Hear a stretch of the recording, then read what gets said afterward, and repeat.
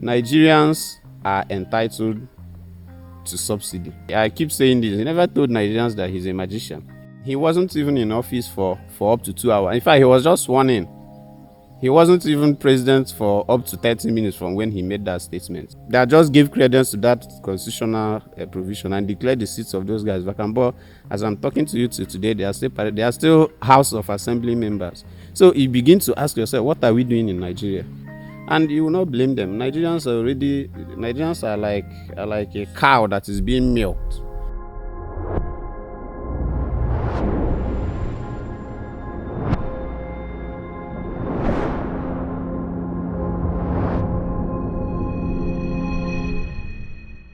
It's another lovely day in our country, Nigeria. Prices of goods are at an all-time high. Dollar prices are still going up, and the hope for better days in Nigeria keeps going lower and lower. This is the NAIJA We Need, and I am your host for today, David Okafor. All right, today we are going to be talking about politics in Nigeria, and we are going to be focusing on some specific happenings that have occurred in the political sphere over the past couple of days. I have with me in the studio today a person who is going to discuss some of these happenings that have taken place. I have with me a social commentator, a political analyst, and a lawyer in equity in the person of Mr. Emmanuel Nnaji. Welcome to the NAIJA We Need, Mr. Emmanuel. Thank you so much, Mr. David. I appreciate the opportunity to be speaking to the NAIJA We Need this evening. Thank you. You're welcome. Mr. Emmanuel, please, can you just educate our guests a little bit on, our viewers a little bit on who you are and what you stand for? Okay, I think you've done most of the job. My name is Mr. Emmanuel Nnaji. I'm a lawyer in equity, as you rightly mentioned. I'm a social commentator and a political enthusiast. And I like to talk about and be aware of the political happenings as it concerns our national politics in Nigeria. Thank you. Speaking about national politics, the President Tinubu, when he was campaigning for election, he campaigned under the mantra of renewed hope. Can you tell us a little bit about this renewed hope agenda that he has actually started implementing? Yeah, okay. The renewed hope agenda, as we know it, okay, is that was the mantra that the president, okay, had. It was his idea, the idea of his administration. So I think it's when he was campaigning, the renewed hope agenda, me particularly, it was giving me hope. I will not lie to you.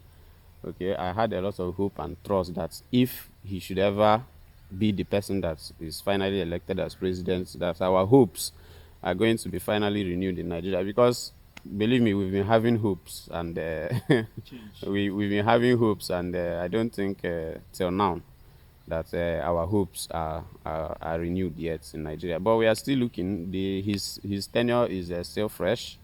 We are in May 2024. He was sworn in May last year, so he's not even up to 1 year. He is going to be up to 1 year in office by the end of this month. So let us see. But take nothing away from the fact that Nigerians are really suffering, especially the less privileged. Okay, the masses of Nigeria, they have not really seen, apart from the both of us. Okay, we know quite all right that the president has been putting up him and his team, they have been putting up some programs and policies to maybe they think is okay to better the lives of Nigerians. Okay, but I can bet you that if you go out on the streets and ask 5 Nigerians, I will tell you that 4 of them will tell you that there's no hope to be, there was never a hope to even be renewed. It seems like he has no plan. Well, he may have.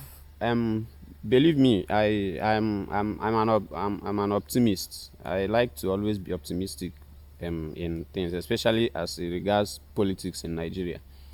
Okay, the president may have plans, but those plans he may still be suffering some hindrance by virtue of the kind of people he has surrounded himself with. I'm not saying that his cabinet members are all bad people, but I'm just saying that probably it could also be as a result of inefficiency. Okay, but we have started seeing some good things about his administration, and we also being fried. Can you like tell us just a few, just like a very very few of those good things in this administration, just like a little bit? Okay. You can point at the issue of fighting of corruption. Okay. Even though many Nigerians may not share the opinion as I am, but recently we see the EFCC, okay, which is one of the major agencies that is against corrupt practices in Nigeria. They've been active, at least to the common and ordinary Nigerian who is an observer, who is observing. They've tried to be active. They've been prosecuting and making arrests, and in particular, it may seem now, okay, as of today, that the positive changes that people require from his government is not actually in play yet. People are not seeing it. But believe me, if you go and ask him or any member of his cabinet now, they are going to give you a list of the good things the president would like for Nigerians, okay, and how they are putting policies and programs on ground, to make sure he achieves them. I think he started a bit well, okay, from the side of fighting corruption. I mean, we can all see what the EFCC has been up to in recent days. They've been trying to, they've been coming very hard on politicians who they feel that they have some cockroaches in their cupboard to hide.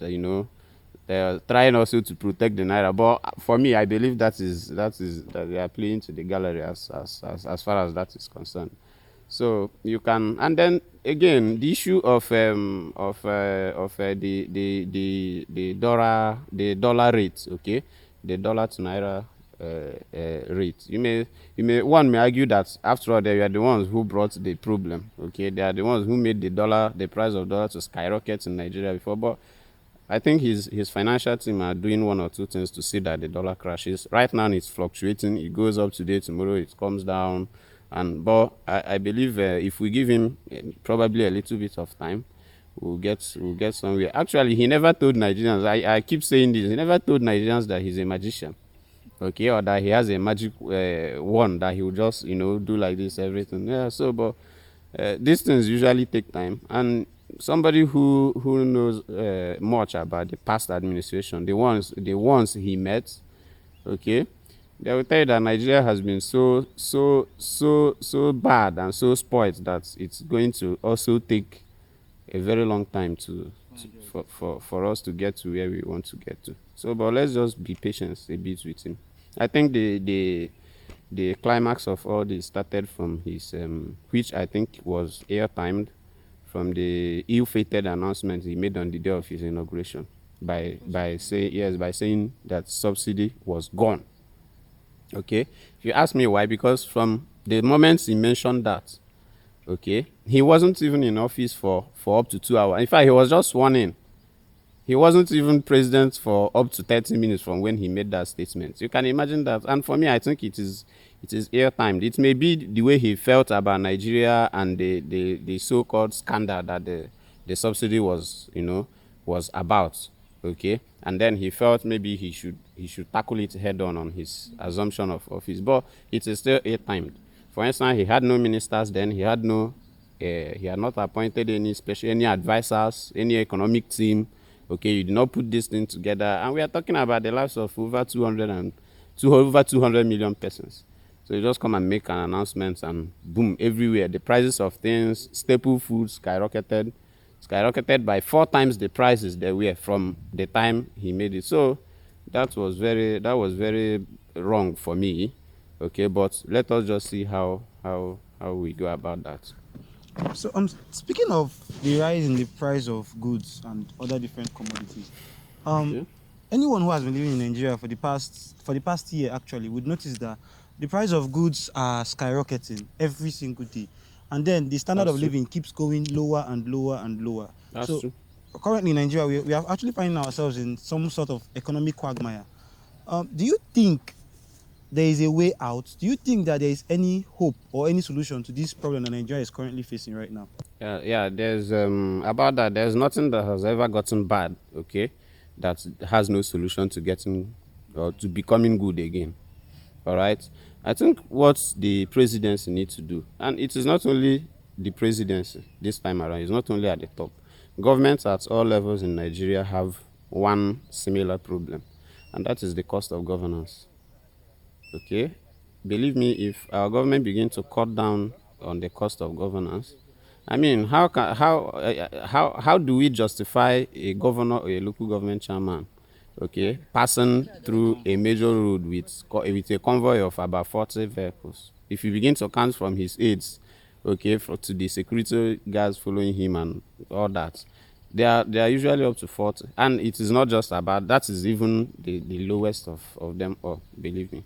So if they begin start it from the bottom, if you like, okay, from the local government level to the governors, to the president, the ministers, name them, all of them, the senators.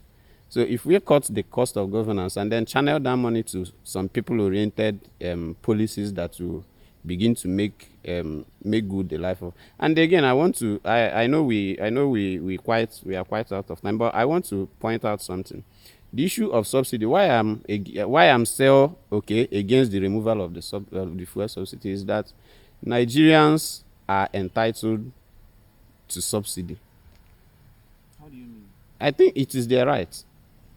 Okay, do you know that other countries of the world, for instance, the US, I know, of course, we will never compare our democracy with them. Okay, we are just the fourth republic, or the third, if you like to call it the third. The one that's supposed to be the third was never came through. But the republic we are in is just about how many years old today? 24. We're in 2024. Started in 99.